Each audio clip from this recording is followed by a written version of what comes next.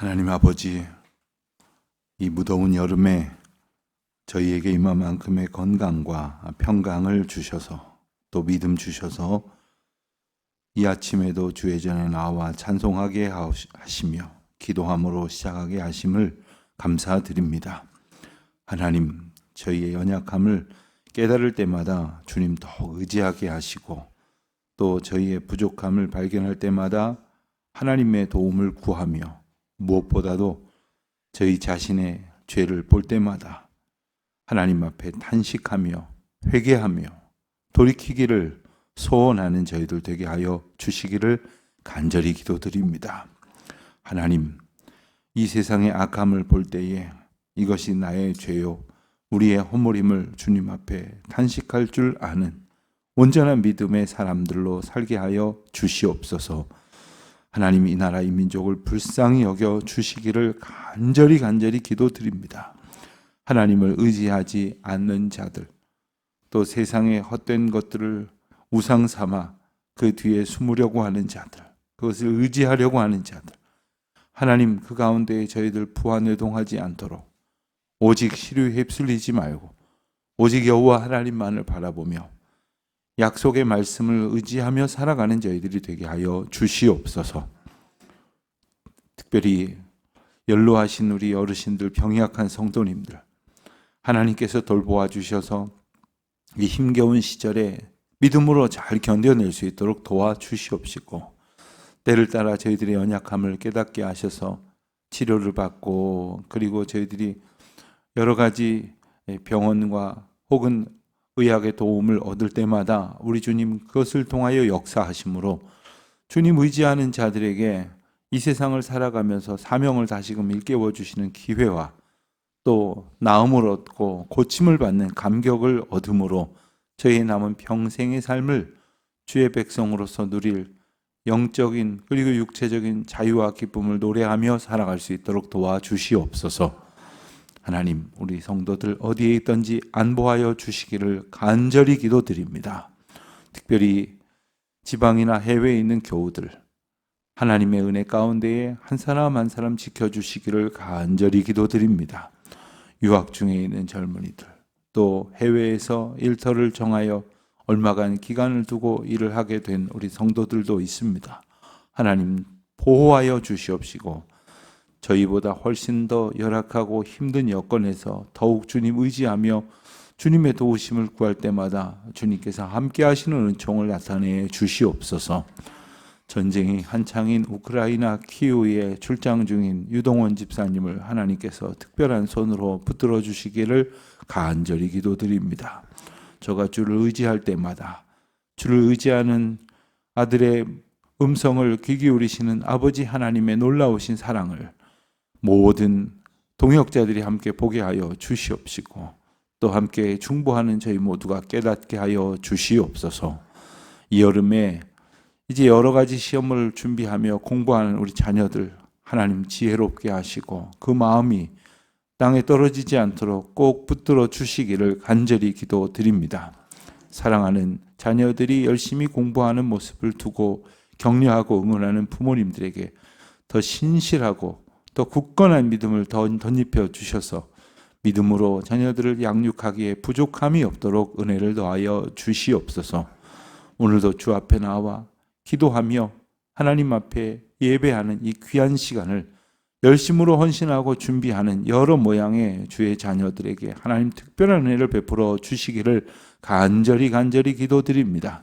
하나님께서 어루만지시는 손길로 저들의 수고가 하나님의 영광을 드러내는 기회가 되게 하여 주시옵시고 피곤치 않게 하여 주시옵소서.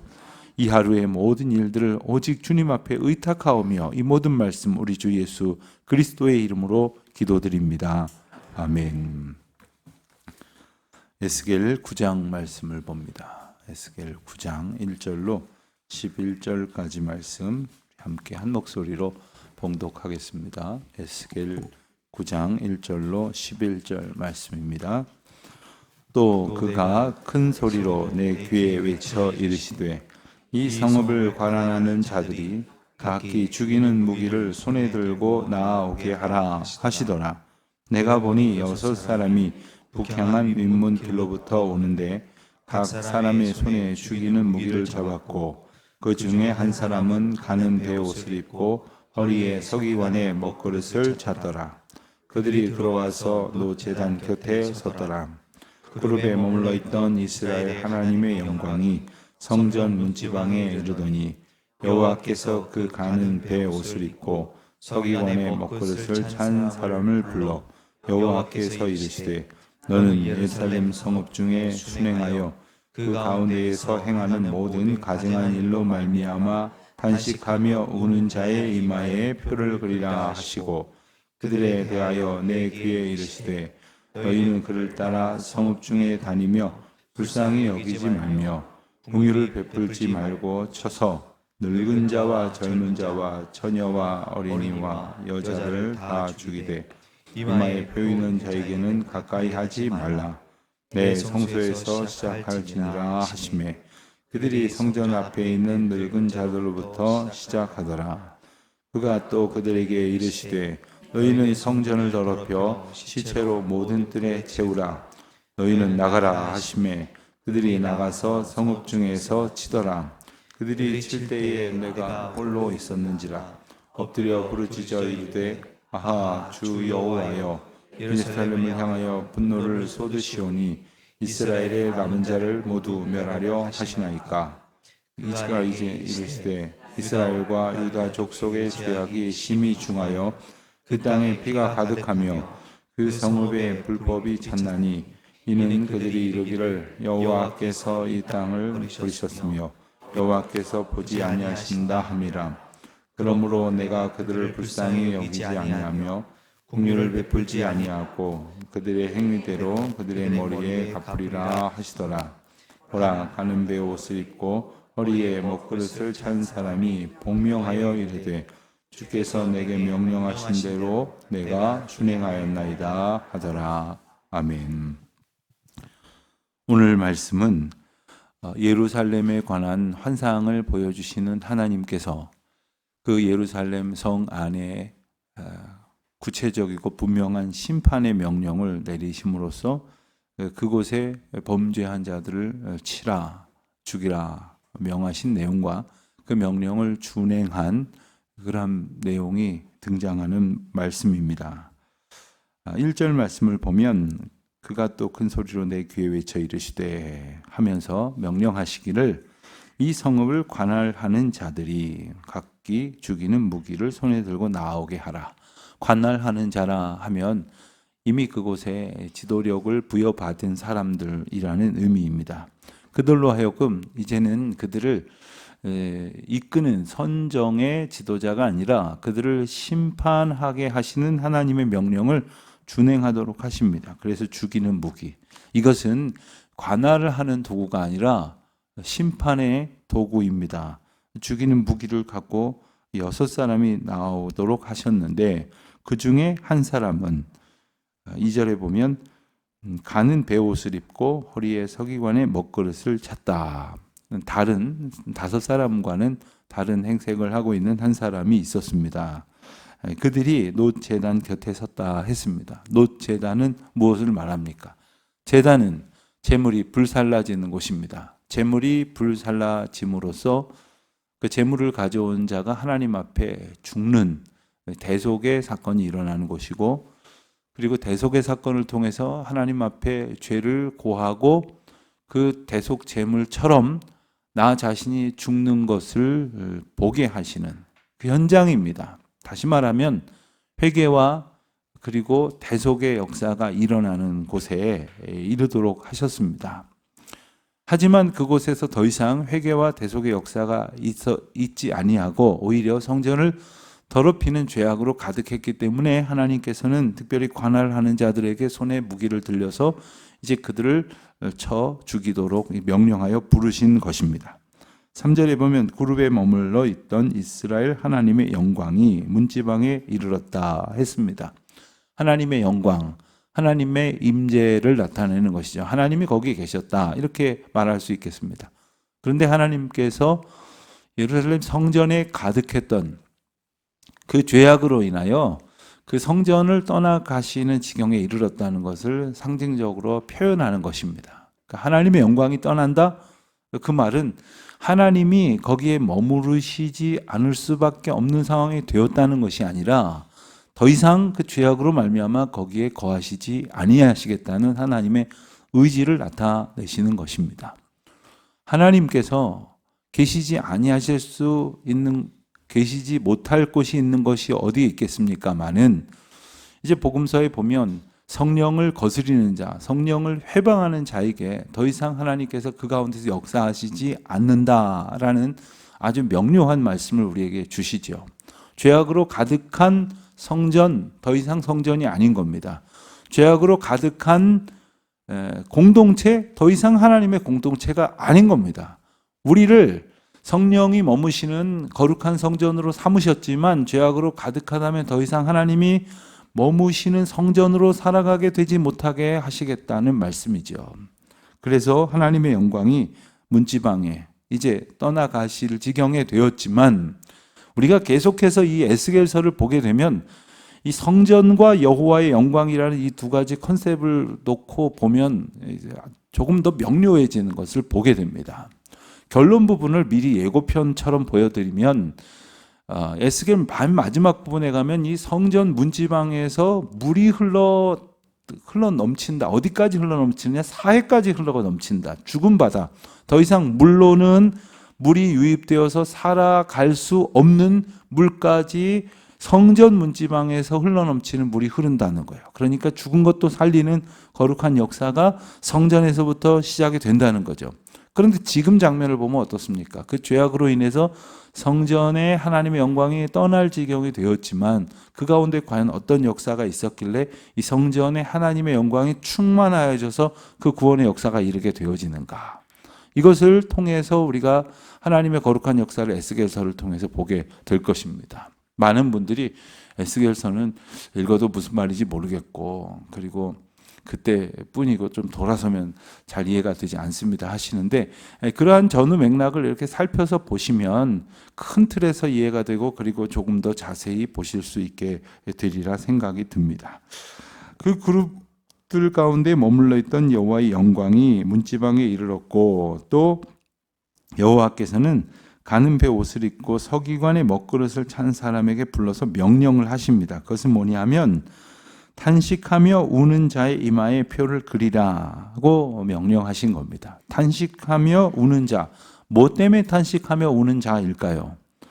그 앞에 설명이 되기를 모든 가증한 일로 말미암아 탄식하며 우는 자라고 표현되어져 있습니다. 여러분, 우리가 이 본문을 통해서 탄식하며 우는 자로 언뜻 생각을 하면은 아마도 지금 상황에 심판이 눈앞에 다가오니까 이 심판 때문에 두려워서 탄식하고 우는 자, 심판을 이제 아주 비켜가는 사건이나 아니면 예고되는 사건이나 아니면 먼 위치적으로나 혹은 심정적으로나 시간적으로나 먼 이야기로 그렇게 느끼는 것이 아니라 바로 내게에서 이제 벌어지는 구체적이고 분명한 심판의 사건이기 때문에 탄식하며 우는 바로 그것이 아니라는 겁니다. 벌 받을까봐 두려워서 우는 게 아니라 자기 자신 그리고 자기가 속해 있는 공동체의 모든 가증한 일로 말미암아 탄식하며 우는 자라는 뜻입니다. 그러니까 우리가 정녕 하나님 앞에서 죄에 대한 이해를 갖는다는 건 뭐냐면 하나님의 뜻하신 바에서 벗어난 것을 말하거든요. 하나님의 뜻 가운데서 벗어난 죄악을 보고 탄식하며 우는 것입니다. 그것 때문에 벌 받을 것을 두려워해서 탄식하며 우는 게 아니라 죄로 인하여 탄식하는 백성을 찾으신다고 하는 것입니다. 죄 가운데서 사람들이 취하는 행동은 이것뿐만이 아닐 것입니다. 우선 부인하려고 해서 하는 사람도 있을 것이고 남의 탓으로 돌리려는 사람도 있을 것이고 그리고 이것이 뭐가 죄냐고 합리화하고 정당화하려는 사람도 있을런지 모릅니다. 우리가 그 죄 앞에서 어떤 태도를 취하게 될 것인가? 하나님께서 우리가 우리 죄를 온전히 깨달을 수 있도록 아주 대명천지처럼 밝은 빛을 비춰주셔서 그것을 명확하게 보여주시고 알게 하실 때에 우리는 어떤 고백을 하게 될 것인가. 자, 그럼 구체적으로 이마의 표라는 것을 조금 더 자세히 본다면 이건 뭘 말하는 것일까? 성경학자들은 여러 특별히 이 구절과 연결해서 볼 수 있는 계시록 말씀을 통해서 보면 이마에 히브리어 맨 마지막 글자인 타우라는 글자를 새기도록 하셨을 것이다. 이렇게 봅니다. 타우라고 하는 글자는 말씀드린 대로 히브리어 제일 마지막 글자인데 신약식으로 보면 주님은 알파와 오메가요 할 때 오메가가 되는 거죠. 그러니까 제일 마지막 글자가 되는 것인데 하나님께서 맨 마지막에 되어질 일들에 필요한 표를 주신다는 거예요. 그리고 그 표는 이후에 보았던 것처럼 모든 백성들을 죽이라는 명령을 받은 관할하는 자들의 무기를 비켜갈 수 있는 그야말로 생명표식이 된다 하는 것이죠. 우리는 이것을 언뜻 볼 때 처음 보는 느낌이 아니 들 것입니다. 가인과 아벨의 이야기에서 하나님께서 이제 백성들을 벌하시고 그리고 보호하시는 과정 가운데에 하나님께서 표시를 나타내게 하시는 일이 있었던 것을 우리가 기억하죠. 애굽에서 나오던 날 밤에 하나님께서 여호와의 사자를 보내서 그들의 문지방과 문설주와 좌우 임방에 표시, 어린 양의 피를 발라놓았을 때 그 표시를 보고 죽음의 사자가 비켜 넘어가게 함으로써 그들을 살리시는 그러한 장면을 보게 되죠. 하나님께서 사용하시는 방법은 하나님의 백성을 표시하는 것이었습니다. 하나님의 백성의 이마에. 왜 이마일까요? 아마도 이마는 대개의 경우 자기도 분명히 표식을 알 수 있을 것이지만 남들에게 다 보이도록 하는 위치에 적당한 것은 이마일 것입니다. 어디 예를 들어 손바닥이라든가 혹은 몸의 일부에다가 표시를 할 수도 있겠지만 그것은 자기는 알지 몰라도 남에게 드러나지를 않죠. 이마에 표시하는 것은 그것을 모든 사람들에게 선언하는 선언적 의미가 또 담겨져 있는 것이기도 합니다. 그렇게 표시를 함으로써 하나님께서 그에게 베푸신 구원의 은혜를 분명히 나타내시는 것입니다. 자, 그리고 이어지는 말씀은 심판과 그 표식에 관한 그 놀라운 사건이 이어지죠. 모든 심판으로 인하여 수많은 사람들이 다 죽게 될 것이고 그 이마에 표식을 가진 사람만이 살아나게 될 것이다. 무슨 뜻일까요? 하나님께서 심판하시는 가운데에 하나님의 뜻에 합당한 사람을 장차 일하실 하나님의 뜻을 이루게 하시도록 남겨두신다는 뜻입니다. 신구약 전체를 관통하는 중요한 신학 사상 중에 하나가 바로 남은 자라는 부분입니다. 남은 자의 신학. 근데 이 남은 자라는 것은 자기의 어떤 능력과 의지와 수고로 남겨지게 된 사람이 아니라 살아남은 생존자들이 아니라 하나님께서 남겨두신 자들이라는 것입니다. 여러분, 이 시대 가운데 주님을 나의 구주로 고백하는 이들의 수가 점점 줄어들어가고 세대가 갈수록 점점 더 부흥의 불길이 일어나는 것이 아니라 오히려 그리스도를 멀리하는 그런 세대 가운데에 저와 여러분을 이 아침에 오직 하나님의 말씀과 우리를 향한 구원의 은혜를 소망하는 자로 남겨두셔서 이 아침에 기도하도록 인도하여 주신 이유가 무엇이겠습니까? 여러분의 의 때문에 나오신 것입니까? 아니면은 내가 다른 사람보다 적어도 신심이 돈독하다고 자랑하고 싶어서 나오셨겠습니까? 오직 하나님께서 우리를 하나님의 은혜의 자리에 남겨두심으로 그리고 하나님 앞에 허락하신 은혜를 예비하신 대로 붙들어 주셨기에 우리가 다가올 수 있었던 것은 아닙니까? 하지만 심판의 결과로 수많은 사람들이 죽게 되었지요. 죽게 되는 모습을 이제 보게 되어질 때에 에스겔이 하나님 앞에 탄식을 합니다. 8절에 보니까 주 여호와여 이스라엘을 향하여 분노를 쏟으시오니 이스라엘의 남은 자를 모두 멸하려 하시나이까. 여기에 보면 에스겔의 오해가 나옵니다. 하나님께서는 남은 자들을 남겨두시고 그리고 제할 자들을 제하시는데 이제 에스겔의 눈에 볼 때는 다 죽이시려나 보다 이런 오해를 하게 되는 거죠. 우리는 생각을 할 때 조금만 어려워져도 하나님 나를 죽이려고 하십니까? 다 망하게 생기지 않았습니까? 이렇게 생각을 하죠. 그리고 조금만 어려움을 겪게 되어도 우리는 아주 땅바닥까지 내려가는, 아니 땅을 파고 저 땅속 깊은 데로 들어가는 그런 식의 절망을 합니다. 근데 하나님의 방식은 뭐냐 하면 하나님께서 제할 것을 제하시고 살릴 것을 살리시는 거예요. 죽일 자를 죽이시고 살릴 자를 남기셔서 하나님의 거룩한 역사를 이루시니 하나님이 행하실 일에 소망을 두어야만 하는데 에스겔조차도 하나님이 남겨두시는 그 의미를 생각하지 못하고 다 죽이시렵니까? 이렇게 탄식하게 된다는 것이죠. 우리가 얼마든지 가질 수 있는 그러한 시각, 세상의 부정적인 시각을 우리는 이제 이 말씀을 통해서 보게 될 것입니다. 9절에 보면 그가 내게 이르시되 이스라엘과 유다 족속의 죄악이 심히 중하여 그 땅에 피가 가득하며 불법이 찼나니. 자, 그들이 심판받는 이유를 다시 한번 명료히 말씀을 하십니다. 그래서 이 땅을 버리셨으며 여호와께서 보지 아니하신다 라고 말씀하시는 것입니다. 자, 하나님께서 그들 가운데에 행하시는 심판의 이유가 나와 있습니다. 그렇다면 여기서 우리는 하나님의 구원의 이유를 어떻게 가지고 계셨기에 이방의 표를 받은 사람을 남기시려는가?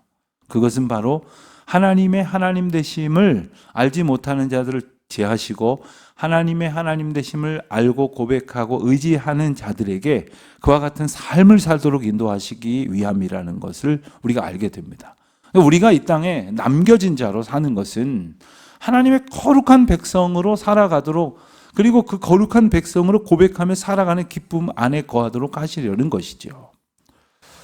아프가니스탄에 선교팀이 갔다가 이제 큰 어려움을 겪었던 소식이 여름만 되면 저는 계속 떠오릅니다. 그의 여름에 있었던, 벌써 이제 20년이 다 돼 가는데 20년이, 네. 그 가운데 저희 동기 목사님 한 사람이 순교를 하셨죠. 배형규 목사님이라고. 배 목사님이 순교를 하고 나서 동기생들이 모였습니다. 동기생들이 모여서 침통한 가운데, 야, 우리 중에 가장 순전한 사람을 데려가시는구나. 그런 고백들을 다 했어요. 정말로 학교 다닐 때부터 그런 분이었거든요. 근데 우리는 그만 못하는데 이렇게 남겨두시고, 우리는 그처럼 순전하게 하나님을 섬기지 못했는데 우리는 남겨두시고, 우리는 생각하기를 생존하면 능력 있는 거라고 생각하고 살아남으면 훨씬 더 우월하다고 생각할지 모르지만 하나님께서는 거룩해지도록 긍휼을 베푸신다는 거예요. 근사해서 남겨두신 게 아니라 근사해질 수 있는 기회를 주시는 거죠. 거룩해질 수 있는 기회를 주시는 거예요. 우리가 이마만큼의 그래도 구별된 백성 된 것은 그래도 내가 이 정도 되니까 이런 생각을 하게 하시는 것이 아니라 더욱 하나님의 은혜 안에 살게 하시도록의 은혜와 긍휼을 오늘 다시금 우리에게 보이셨다. 사랑하는 성도 여러분, 하나님께서는 심판의 일을 하시지만 구원의 일을 이루십니다. 그리고 그 구원의 일을 이루시는 가운데 이만큼의 은혜와 긍휼을 우리에게 주셨습니다. 그 긍휼에 합당한 믿음의 고백으로 오늘도 주님과 동행하며 주 여호와로 인하여 기뻐하며 그 약속을 받은 자로서의 사명 앞에 충성하며 또 우리를 통하여 베푸실 하나님의 일을 증거하는 가운데 하나님의 영광이 저와 여러분을 통해서 또 우리 교회 공동체를 통해서 나타나게 되어지기를 미력이 남아 소망하며 살아가는 저와 여러분 되시기를 축원드립니다. 하나님 아버지, 저희를 붙드시고 인도하여 주시사 저희의 죄악으로 인하여 탄식하는 자가 되게 하시고 하나님의 긍휼로 인하여 구원을 얻은 자로서 마땅한 찬송을 올려드리는 자들로 이 하루를 살게 하여 주시옵소서. 주여 저희들에게 힘을 주시옵소서. 연약하여 넘어지거나 쓰러질 때에 일으켜 세워주시고 하나님의 영을 부어주셔서 용기를 낼 수 있는 주의 백성들 되게 하여 주시옵소서. 예수님의 이름으로 기도드립니다. 아멘.